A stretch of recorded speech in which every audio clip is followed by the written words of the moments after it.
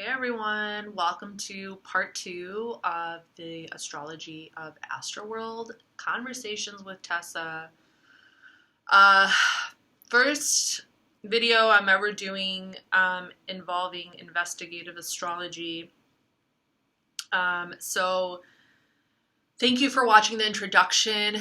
If you watched it, I feel like the introduction is pretty important, so thank you for that.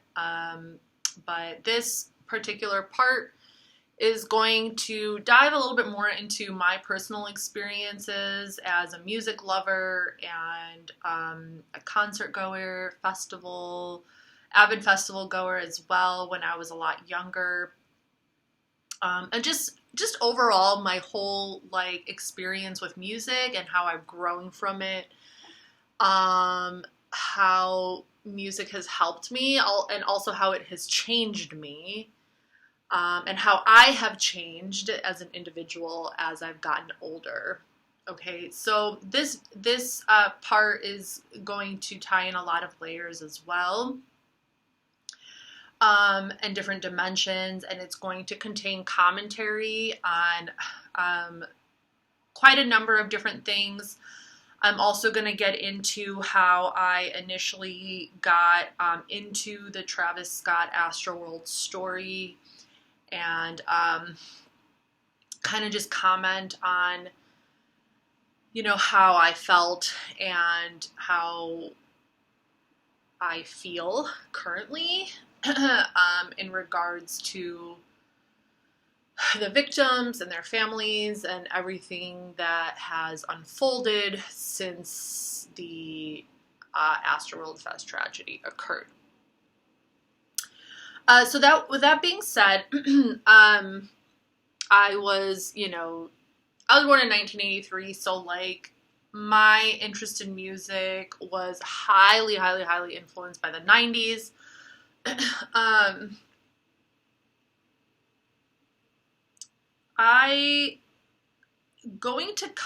Music was a huge part of my life, as a teenager. Huge, okay? I dealt with a lot of internal stuff, I was a pretty, I don't even know, I guess you could say I was kind of a morbid kid. I was definitely different. I had a lot of friends, but we listened to a lot of rock music and hard rock and progressive rock and heavy metal. And my high school had a lot of bands. Okay, when I entered high school, there was a lot of bands in my high school, people just putting together rock bands and punk bands and progressive, what did they call it? Grindcore. There was this one band they were called Grinding Process. Yeah, Grinding Process, okay. But yeah, there was a lot of bands in my school, punk bands, rock bands, and people would throw parties at their house. People would throw parties inside their garage, in the basement, okay? This was pretty common, to see flyers hung up around school of parties and stuff like that. And I was friends, my group of friends, they were involved in bands and stuff, and different rock bands and stuff like that. So yeah, the very first concert that I went to was when I was 12, and it was B96 B Bash. So that's old school, if you guys are familiar with that, if you're part of my generation. But the first concert that was ever very significant to me, because it really kind of set the tone for the type of music that I would be listening to for the next 8+ years or so. That really kind of set the stage for my music involvement, was Family Values, okay? Family Values, it was Korn, you know, Korn, I was a huge fan of Korn back in the day. Limp Bizkit, it was Orgy, Rammstein, Ice Cube. Woo! You know, and that, like, we were in the stands, we were on the balcony, we were, like, front row balcony, and, like, we were just rocking, out, you know. So that, like, my first experience at a concert was just, like, for me, it felt like a release. My best friend and I, after that, like, moment, I think I was, like, 14 or 15 years old when I went to that concert. And for us, that really sparked a significant moment for us where, like, we just felt like this is where we wanted to be. We wanted to go to concerts. We wanted to go to festivals. We wanted to be around music. And, like, we wanted to be around that kind of energy, where people were, like, where people are having fun and people are just kind of, like, just in that vibe, you know, in the vibe of that, of the music scene and, you know, rocking out. And, you know, for me, like, considering all the things I had been through, like, you know, in my life, like, I think that it was definitely an outlet for me. It felt like, I felt like it was a good way for me to, like, release my, you know, it felt, to a degree, it felt like a level of freedom was kind of like, it felt like there was a level of freedom to it, you know, where we can just kind of, like, go and just kind of, like, be crazy, you know, we can go and we can just be crazy, okay, and we can just, like, headbang and just, like, rock out and, like, dance and, like, you know, things like that. Okay, and, you know, me and my friends, you know, we listened to, you know, I was into Deftones, Marilyn Manson, Korn, like, Nirvana was actually my favorite band, but Kurt Cobain was already dead.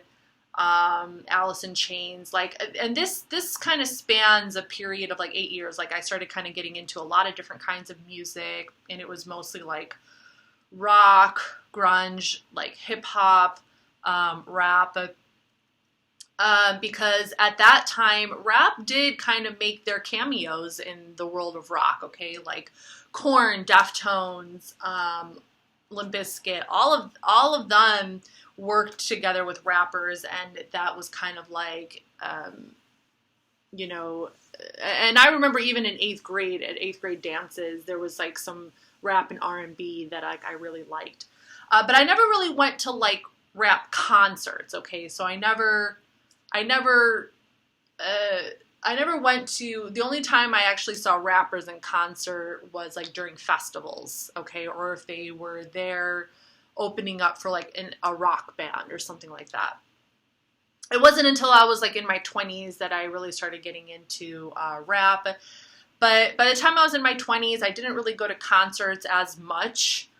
I would go to, like, festivals, and I would go to, like, a concert every once in a while if it was, like, one of my favorite bands, you know, like, if it was, like, a Tool concert or something like that.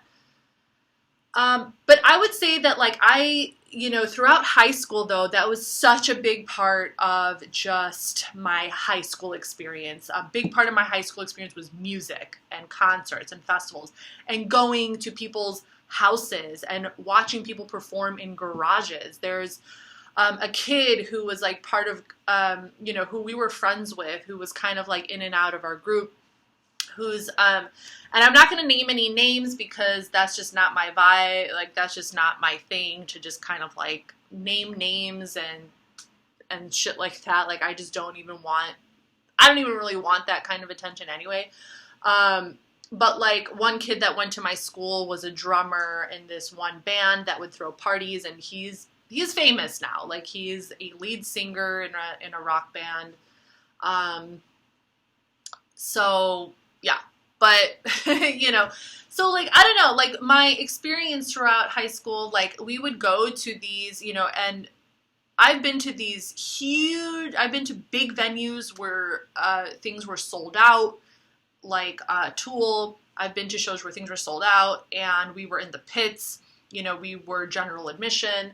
I've been to, like, huge festivals. Ozfest was that was my thing in high school, okay, was Ozfest. And it was like always like Ozzy Osbourne headlining that shit, and you would just have different people every year. We went like every year for like 3 or 4 years in a row, and things were always got crazy. Shit always got crazy. But like never, in my memory and in my experience, I never felt unsafe, okay? I never felt unsafe. I never felt, you know, like, it's kind of like I knew the energy. I knew who to stay away from. You know what I mean? Like, and, you know, we usually, when we went to the festivals, we usually did have, like, you know, guys, we had guys that were part of our friend group who were pretty, like, kind of, like, buff, you know?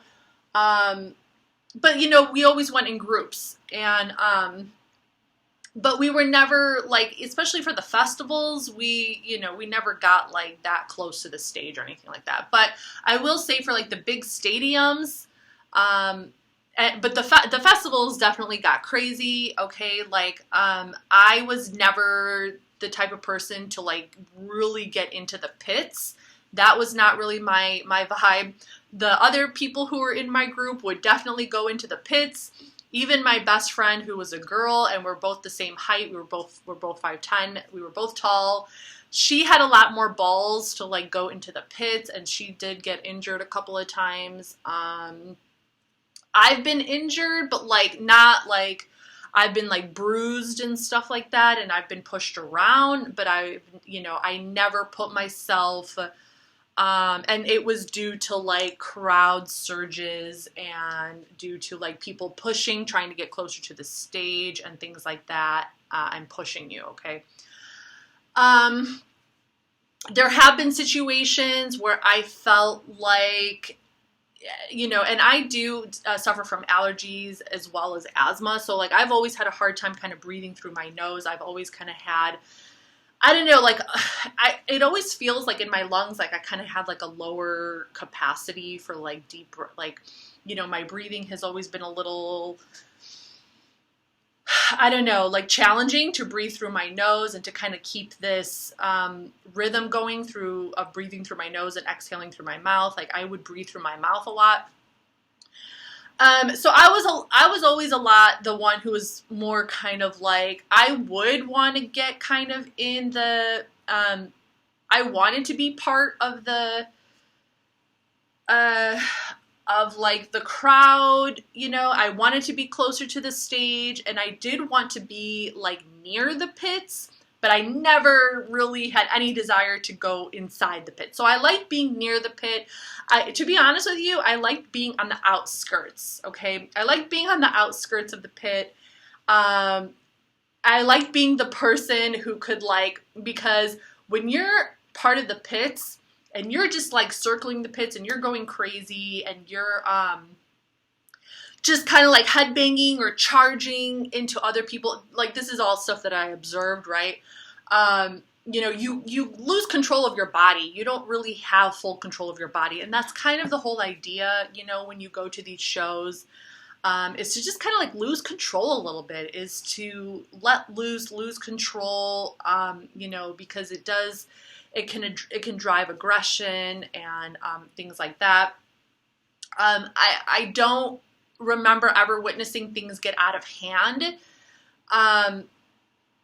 And if something did get out of hand, it did, you know, and if someone did get hurt, in my experience, now this is maybe due to the types of shows that, you know, I went to, but people who did get hurt or who you could see they might be bruised or bleeding, like, it didn't really faze them. Like, they would just keep going. They would just keep going crazy, and they would continue to kind of do their thing. But I liked being near some form of open space. I liked feeling like I had some kind of control over the situation. So I did like being near the pits, but like you kind of had to like, you know, you still had to be aware, even if you were watching the concert, you still kind of had to be aware of what was going on in the pits, because someone at any point in time could just slam right into you. So you kind of have to like create this barrier with your arm, so you don't get like punched in the face, you know. And I have been like, you know, like I said, I've been like bruised before. And I've definitely had like some feelings of whiplash a little bit, but that was more because like I would headbang or like something like that, or I would just kind of like create my own little bubble and just kind of like rock out and go crazy and like, you know, like bang my head or like spin my head or whatever and just kind of rock out, you know, and like, you know, if you're singing to the music and you're jumping up and down. Now in my experience, I have never felt like, you know, and what I was going to say before was that, like, if I ever did feel like things were going to get too tight for me, like, I remember, I don't remember which concert it was, but I do remember there was a moment at a show where I wanted to get closer to the stage, but the moment I realized that, I remember feeling like my breathing started to get more dense is the word maybe. The moment I started to feel like I might lose control of myself, or the moment I started to feel even just the slightest bit of panic in my lungs, you know, I turned around and I was like, I'm not going deeper. Like, I'm just going to find a safe space. Okay. So at any time I did feel even the slightest bit of inkling that my health might be at risk, or that I might somehow be putting myself in danger, I like was like, nope, I'm not going in there. Okay. And that did happen. That did happen a couple times, because some of these rock shows do get kind of crazy. Okay. And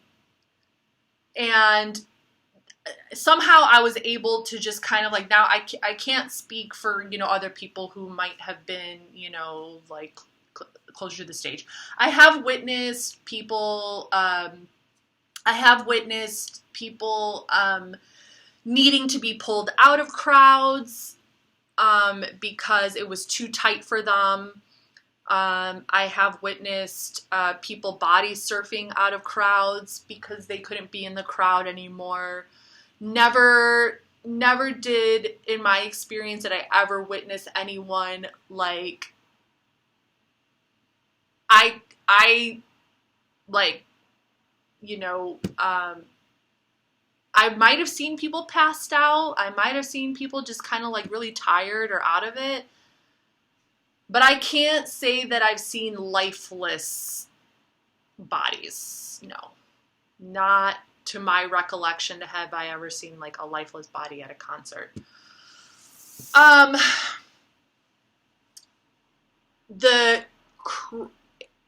My craziest concert experience, what I consider for me to be the craziest concert experience that I have witnessed or experienced, was a Slipknot show. It was the Pledge of Allegiance tour, and it was Slipknot touring with System of a Down, and that shit was freaking wild. Like, that was wild. System of a Down fans are crazy.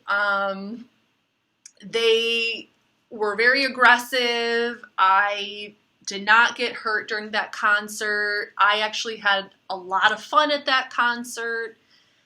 But I did keep my distance. Okay. I kept a distance from the moshers, and I just kind of created my own space. Like, as long as I can kind of like move my arms and like rock out and do all that, I was good. Like, I didn't need to be like that close. And yet we were still pretty close, like on the sidelines, kind of like we still had a pretty good view. When Slipknot came on, like, that was really crazy, but it was like everybody, but like it was so fun because they engaged the crowd, and they like, you know, they encouraged this humongous pit. It was literally like The pit literally looked like a kidney bean, because if you think of most concert venues, especially those big indoor stadiums, they have the stage that goes out into the middle, okay? And the stage kind of goes out, and then there's like that little like catwalk where security people or medics or whoever, like where they stand, and then like people kind of surround it around that. So the pit was formed around the catwalk. Like the pit was so big. I have never seen a pit that big in my life. It was a mosh pit. And it was a circle pit that literally started from one side of the catwalk and ended on the other side. And it created this giant like kidney bean. Kind of like the bean in the Millennium Park in Chicago. And I was like on the outskirts of that. Like, I'm not about to get in there. No, I'm not about to get in there. But I was on the outskirts just watching how big it grew. And if you decided to jump in there, it was like literally people running, I guess, as fast as they can without trampling somebody in front of them.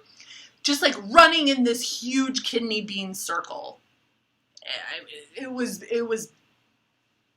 big. It was massive for a mosh pit. It was massive. And they were just running in a circle.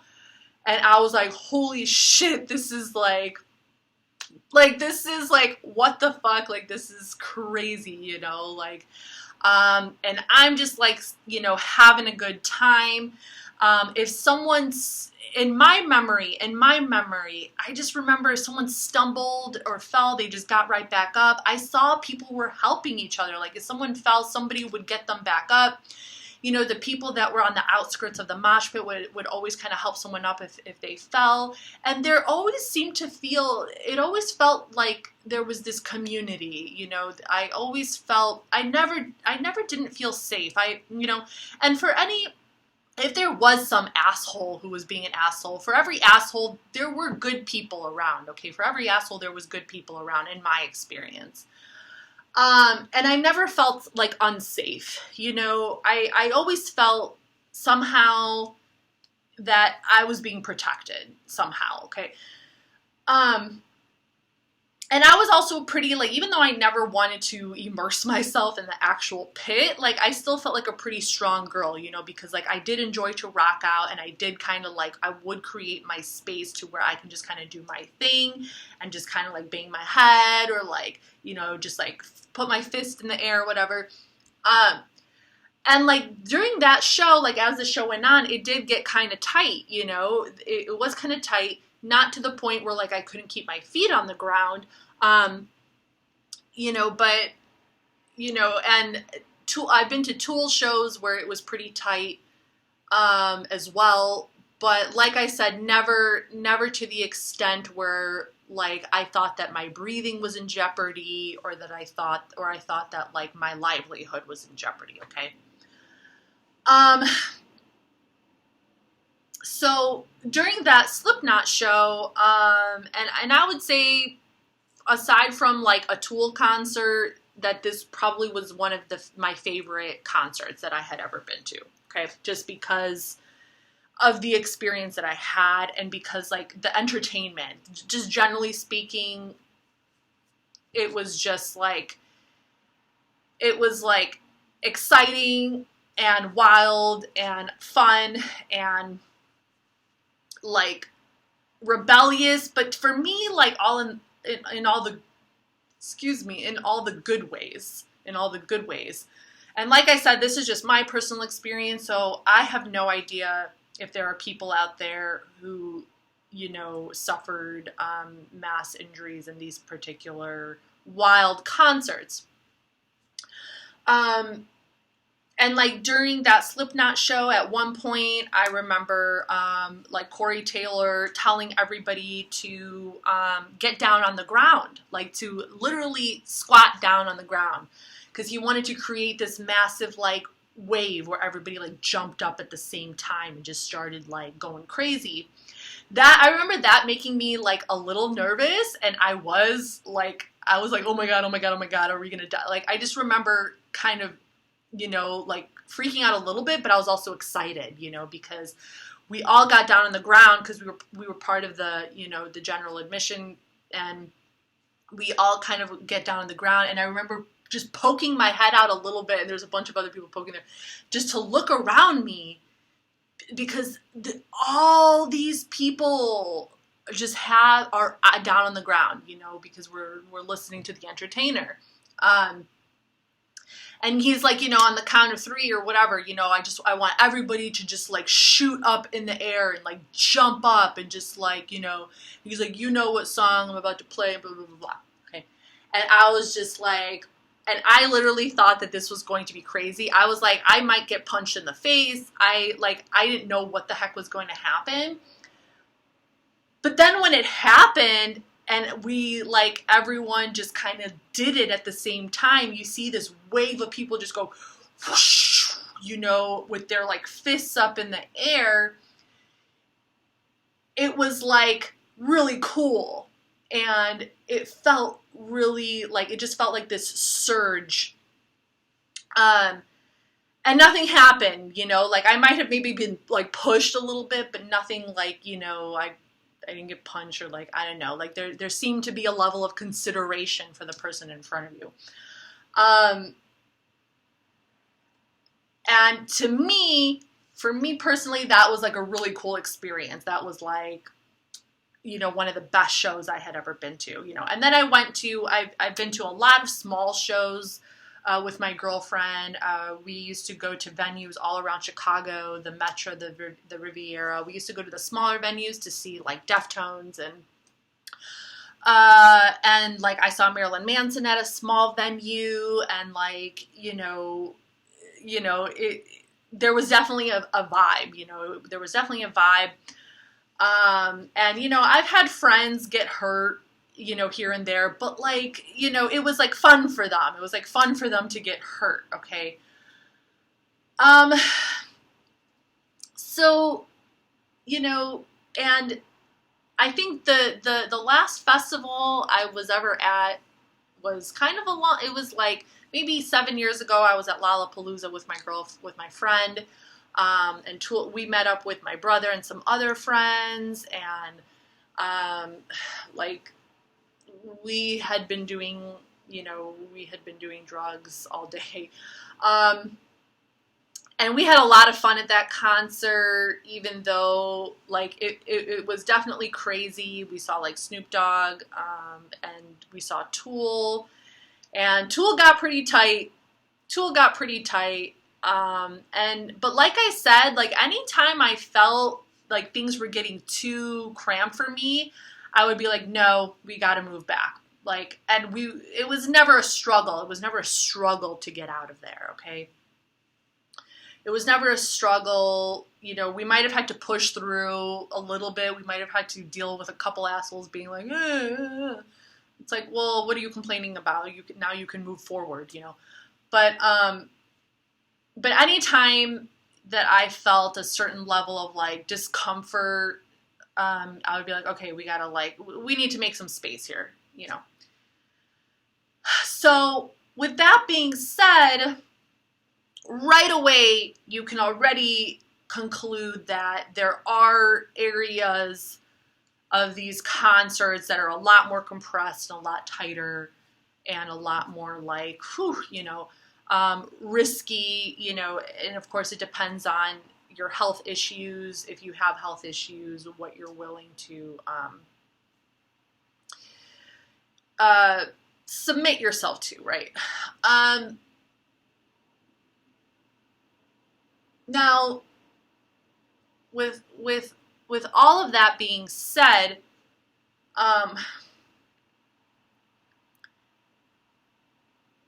now I think the reason why I wanted to share my own personal story is because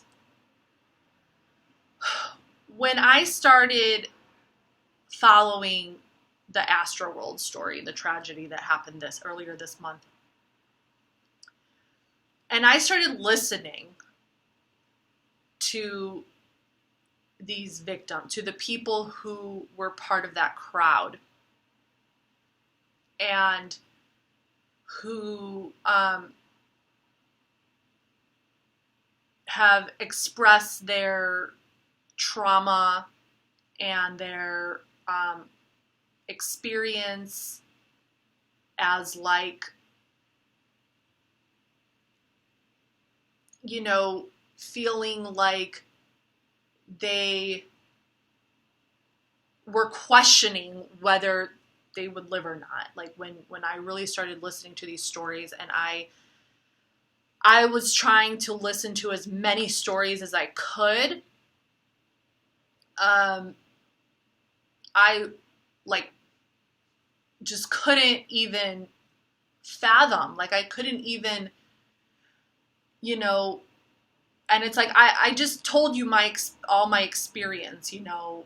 Like I can't even count on two hands how many concerts and festivals and like just crazy like concerts that I've been to. But just listening to them, I was just like,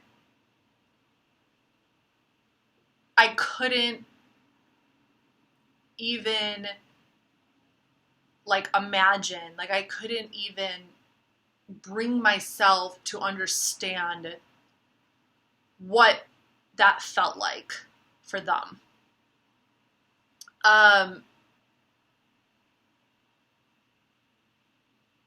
Simply because I never experienced that. Now, the people who were not there, okay, you guys, this is where things get really important, okay? Because even as someone who has been in like various situations like that, you know, but who has been to like concerts and festivals, even me listening to that, like I just couldn't believe what I was hearing, you know. It was just like, and that's how I knew this, how severe that experience was and the severity of the situation. Just hearing. Now, is it possible that there have been individuals who experienced a level of that at maybe some of the shows that I had participated in? It's possible, right? But like this massive, the fact that this has come out in this way as this huge, just like nightmare of an experience, like just really made me feel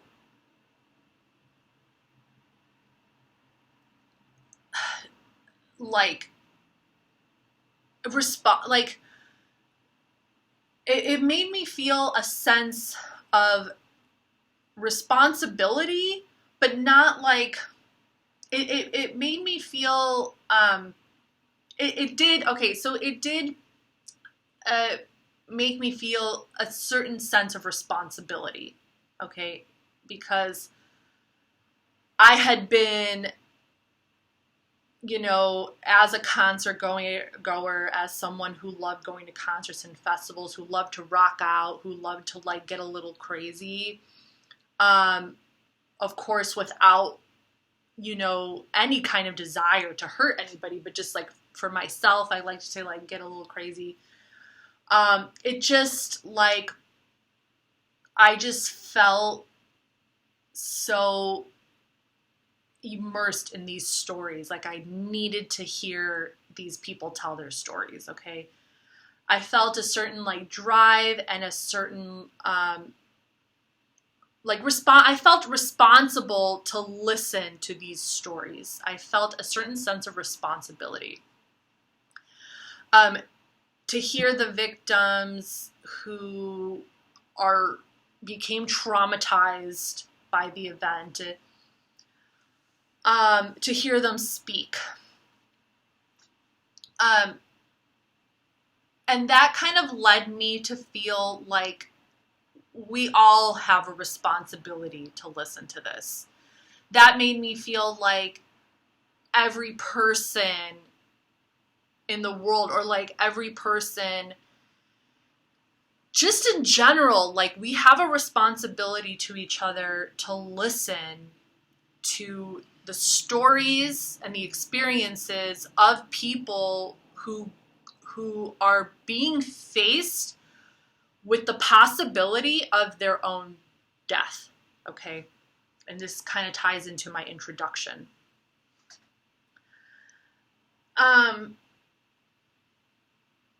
People who have been kind of forced, more or less, you know, who have been caught in a situation where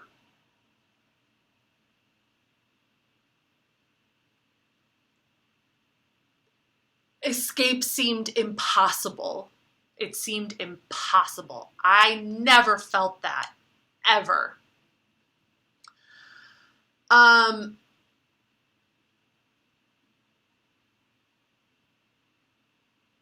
And it just like, I just knew that I needed to listen. I knew that I needed to listen, and that I needed to open my heart and my soul to these people who like survived, who were able to get out somehow after being faced with the gruesome reality that they might not get out.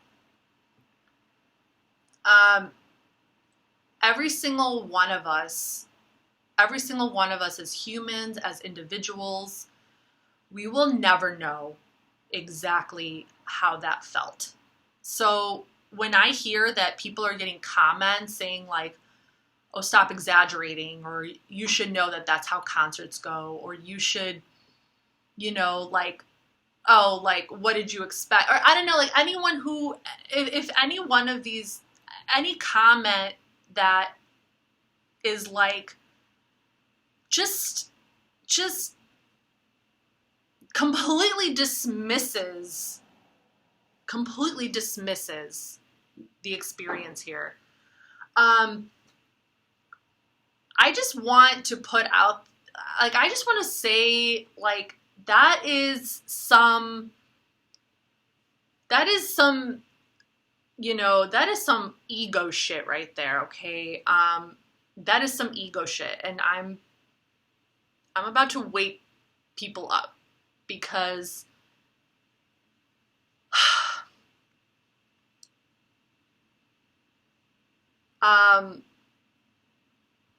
just people who are making comments like that, even as someone who has been to like 20 plus concerts and festivals, and who knows, you know, that things get crazy,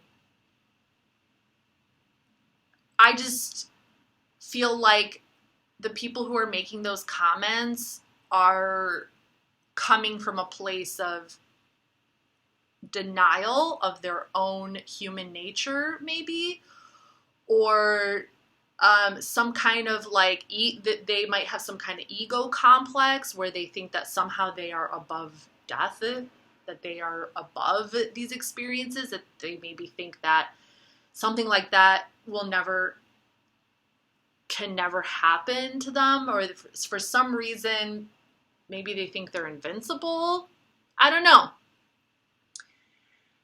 And, well, I mean, the reality is that no one in this world, not a single person in this world,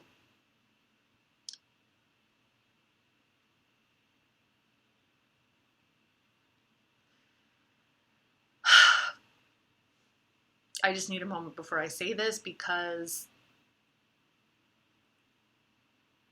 it's just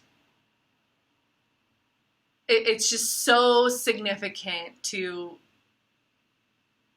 this video and like everything that I want to like express about this and like share, and like the meaning of it and the significance is just like, guys,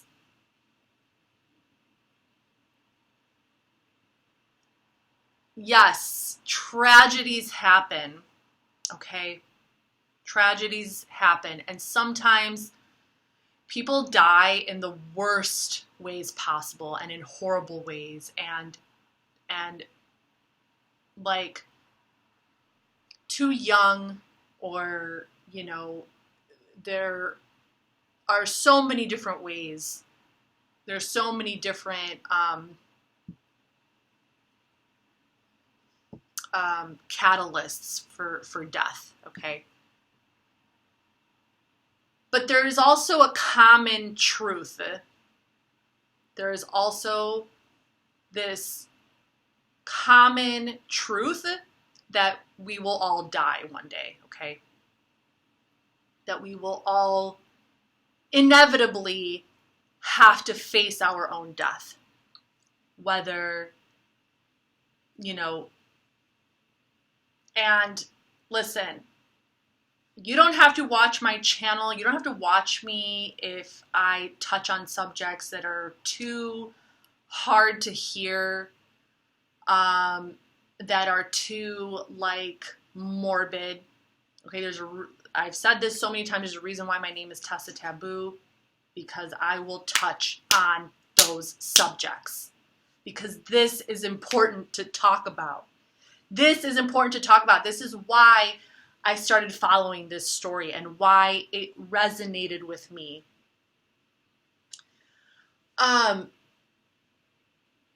Okay, I can see already that this is going to be, part 2 is going to be pretty long. I'm probably going to end up just putting timestamps on this just in case you want to, like, fast forward, but, you know, this is important. This is important. So hopefully I can get through it, because it can be a little difficult to talk about, and it can be a sensitive subject for people. But I feel like it's important to bring up because, you know, I personally believe that part of the human experience, part of our experience as a collective, and part of our destiny, I believe that part of our destiny and evolution as a collective is to be able to open ourselves to hearing and to really listen to these kinds of stories, to listen to the experiences that people go through that involve pain, trauma, death, near death, struggling to survive. Like,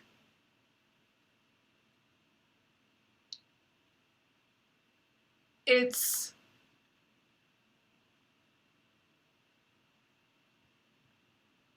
part of the learning and the growing process of understanding what it means to have compassion, to have empathy, to have love, and generally speaking, to actually connect with other human beings on a heart and soul level, because it's within every single one of us. Every single one of us, every single person on the planet will eventually, if they haven't already, will eventually have to face the reality that they are going to die. Okay? Nobody wants to think about that. I don't know. Maybe that's the reason why people in power think that there are gods and they can just act however they want. And I don't know. Like, something is missing here, though. The discussions that we are having as human beings, the conversations that we are having, that we're sweeping under the rug, carefully avoiding, need to come to the light and need to be had. Okay? I'm not saying that people should automatically stop living their lives and only obsess about like death and morbid stuff and think about it. That's not at all what I'm saying. What I'm saying is that these are very real people with real experiences, and this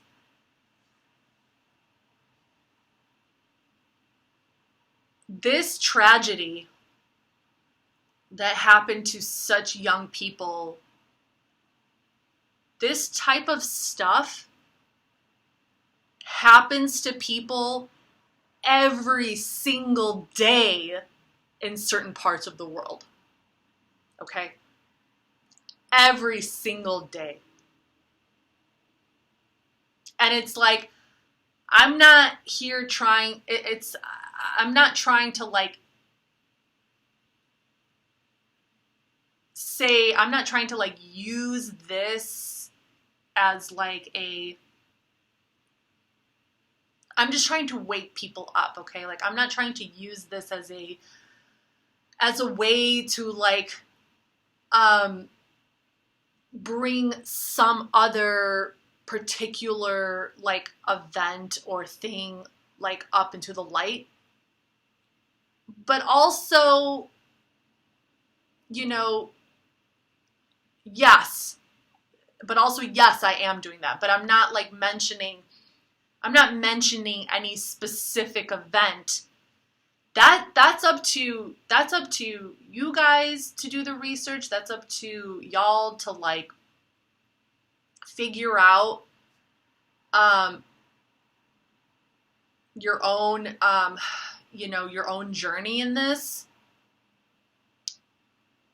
But what I'm trying to say is that like is why I feel and believe that truly like listening to their experiences, listening to their experience is just part of like the process, and really listening to what they're saying, because you will never know. Only the people who were in that situation will know what that felt like. We will never know what that particular experience actually felt like. We will never know the extent of that experience and of that trauma. The only thing that we can do, the only responsibility that we have if we are going to like move humanity forward in a positive way, is to listen to the words that they are sharing with us, is to listen whatever it is that these victims are sharing with us, however they're sharing it. Our job is just to listen if we want to heal. I have so much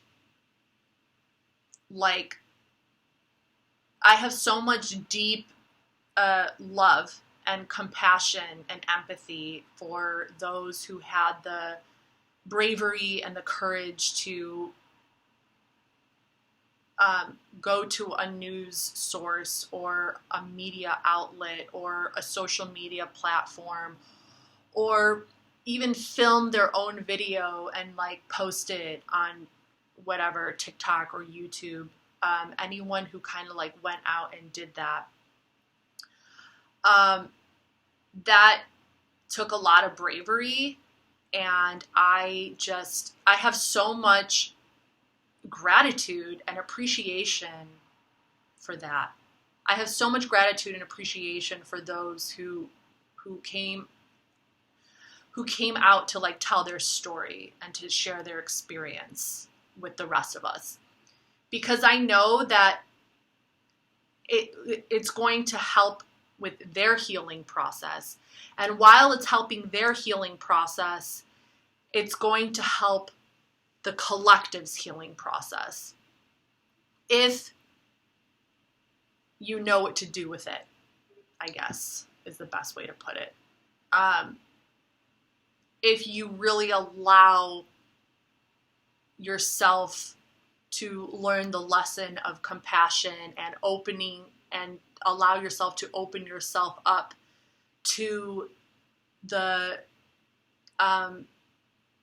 to that like dimension, to the dimension of near death and fighting for your life and fighting to survive. Like, open yourself up to that dimension and like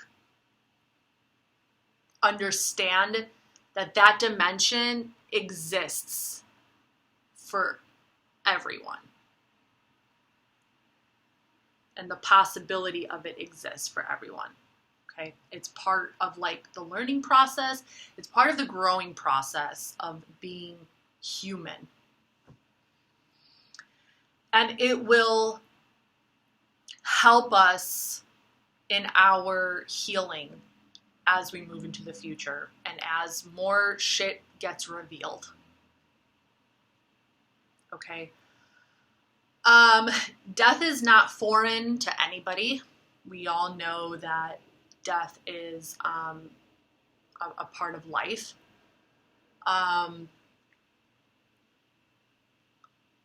I just want people to understand why that realm of expression, why that realm of trauma and tragedy is going to be so freaking important to us becoming a more collective group in the greater world and in the greater scheme of things. Like, if you live in America, y'all don't know shit about the rest of the world. You don't know shit about the fucking shit that people have to deal with and go through.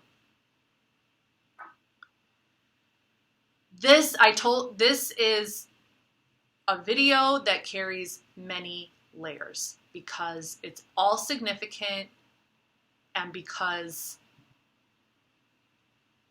guys, I'm laughing a little bit, but it's not a joke. And that's probably why I'm laughing, because it's not a joke. Like,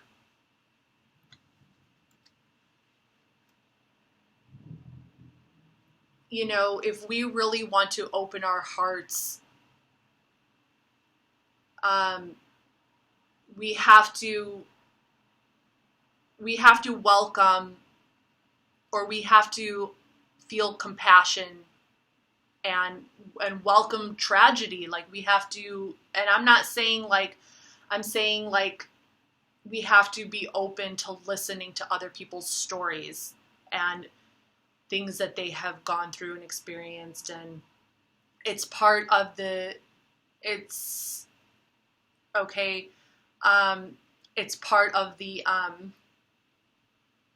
growing, it's part of the evolutionary process for humanity, okay? Like, oh my goodness, I feel like I'm just like a broken record at this point, okay? I told you this was going to be a long video, so I really just needed to like push that out. I needed to get that out because it was just like, ugh. You know, Scorpio season, like, I got my moon in Scorpio, you know what I'm saying? So that shit's transiting my feelings. And everything that I'm feeling about this, you know, this is what I was trying to tell you guys about how much this really triggered this deeper need for me to address and bring things to light, and how we can open ourselves up to helping. And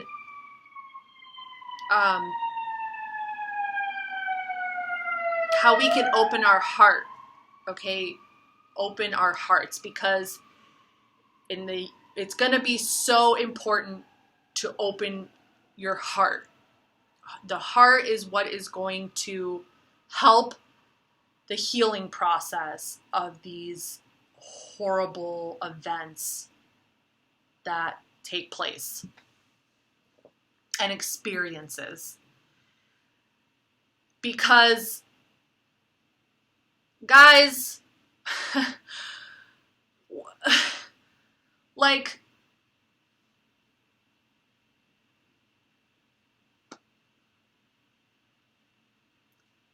being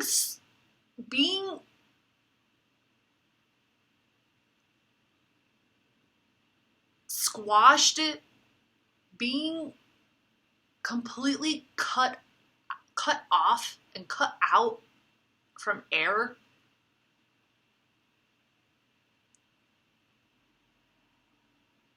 because, and this is why this is so important, because the people, these were all, it's not like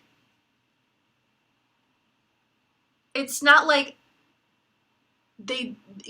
they died because they were shot, because they were in a war with guns. They didn't die because of a natural disaster. This was a crowd. This was us. This was people. Just people. People. Like, literally. Just a swarm of people. What does people represent? The people, the collective. This was the collective. It's like mind-blowing. This was, these were people that did this. By,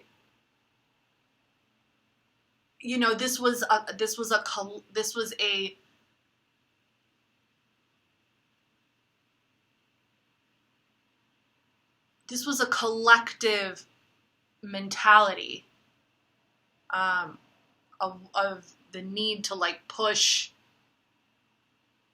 you know what I mean? This was a collective thing. If you really think about it, if you really kind of think of the general concept of what occurred, it was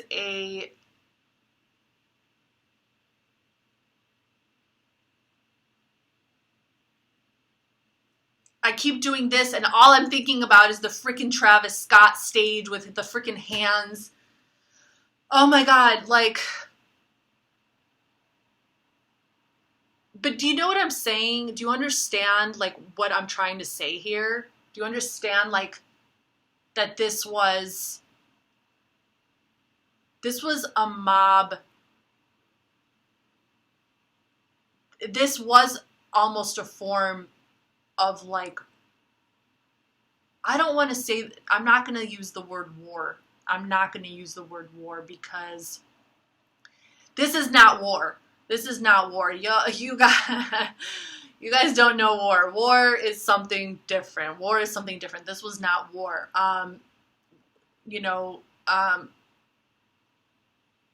This was like a collective form of aggression, okay? This was something deeper and darker within us. This was something deeper and darker, and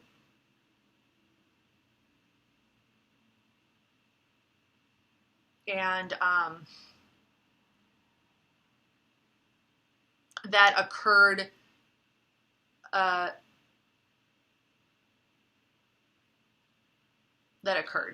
okay? This was like something in the soul, okay? Now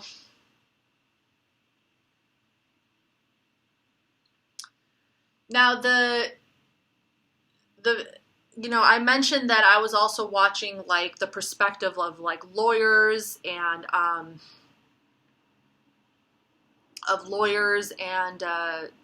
like, some other videos where people were kind of like talking about like some conspiracies or some, there's people, let me open my computer because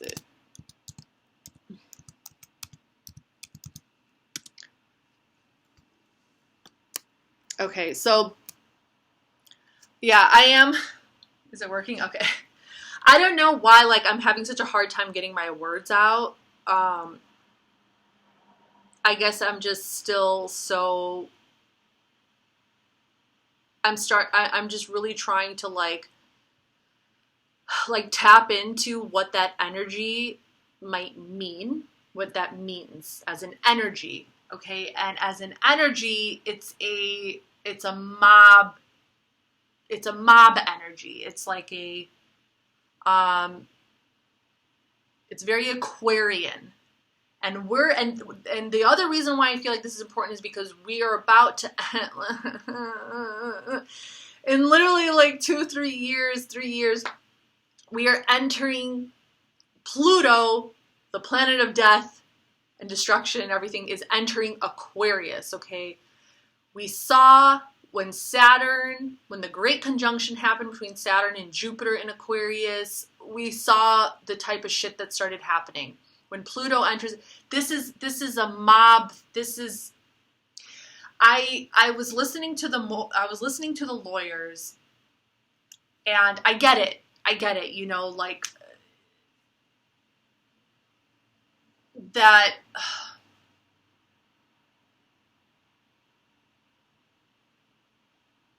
Of course. We need to, they got to do their job. We got to look at like Live Nation and Travis Scott and like all those lawsuits that are happening. Like, that's just another dimension. Okay, that's just another dimension. But I was listening to their perspective on it. Like, I mean, it's just step one in creating change.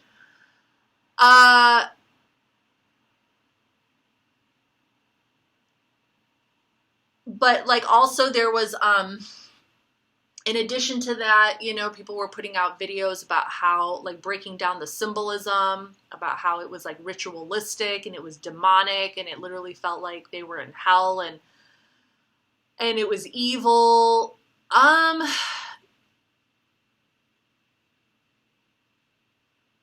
Well, I'm going to talk a little bit more about the energy when I get to the astrology portion. But if I'm just talking like, like conversations with TESA, like we're just talking, this is mob rule, you guys. This is mob rule. And this is tied to more, in my opinion, this is tied more to a revolutionary type of incident. Oh, Jesus. This has rebellious and revolutionary ties to it. This is not, and that's just my opinion, okay?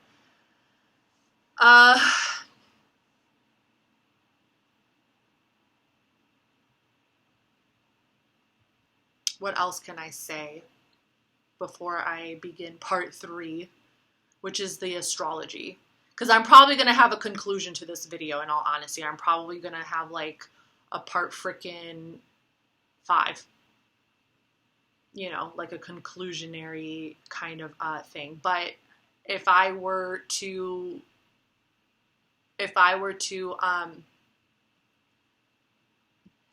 if I were to really pinpoint what this means, what's the message here, is kind of like, this is a dimension that we are starting to see come out to light little by little, and it will become more or less in full swing in just like a few years. That's just my theory. It's a very, to the people who were saying, to the people out there, to the YouTubers who were talking about how this was a sacrifice, this was a ritual.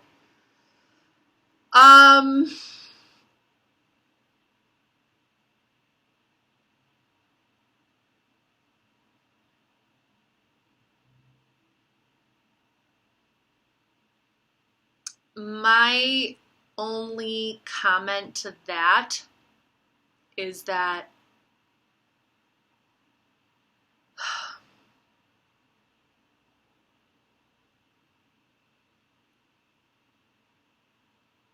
there are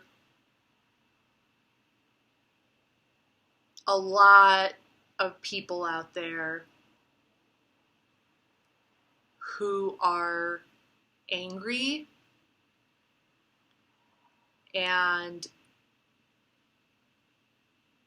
traumatized and hurt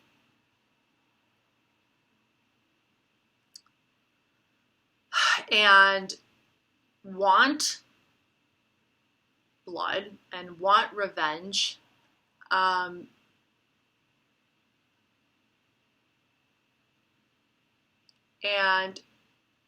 want to see people suffer,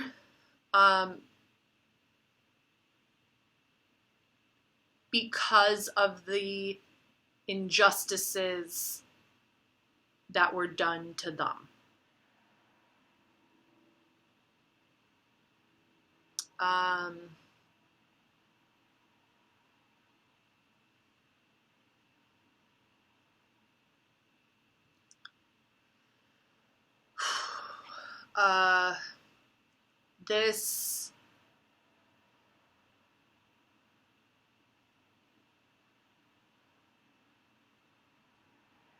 This has a revolutionary vibe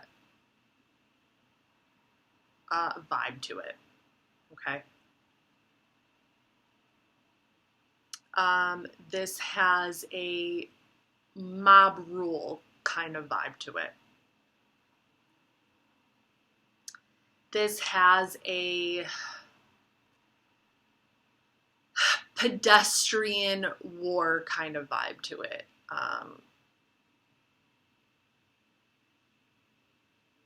And to some people, and a lot of people, even a cosmic war kind of vibe to it.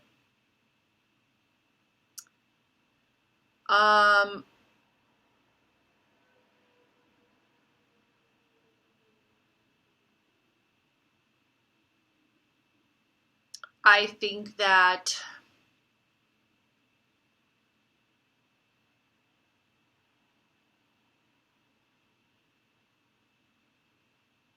about the whole, like, oh, this was planned.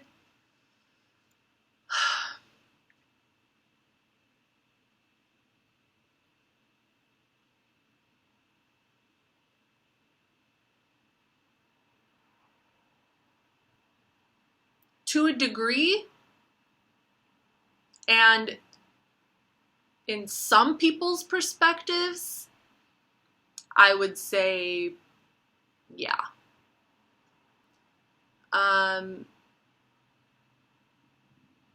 To some extent. Was it planned by Travis or Live Nation?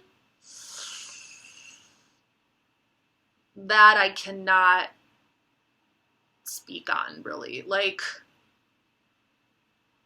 you know,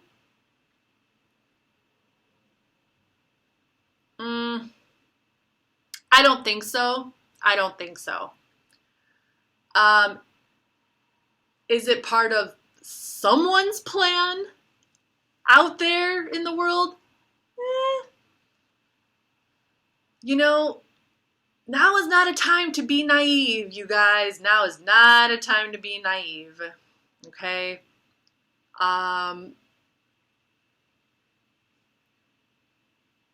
And honestly, I don't know what else to say at this point. I think I'm going to create a, like, after I actually get into the astrology of shit, I'm going to create like a conclusive kind of video, and I will give you my last, and I will kind of wrap everything up into a final analysis, so to speak.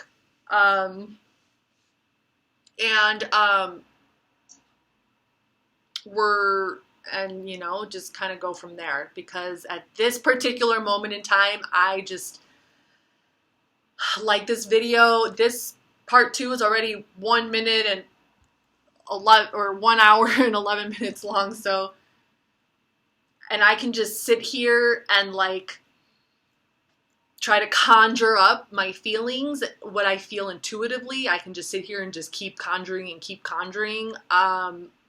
And ultimately, like, you know, drag this video on for how long.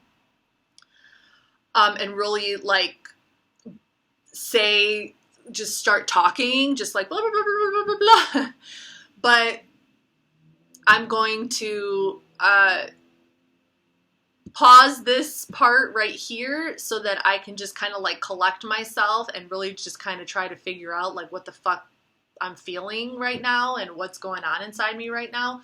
We're going to get into the astrology for part 3 and part 4, and then we're going to wrap this shit up, okay? And we're going to fucking call it a day and, you know, see how shit unfolds. So, with that being said, bye for now. See you.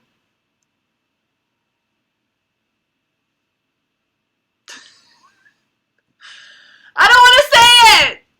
I'll see you in part 3. Okay, bye.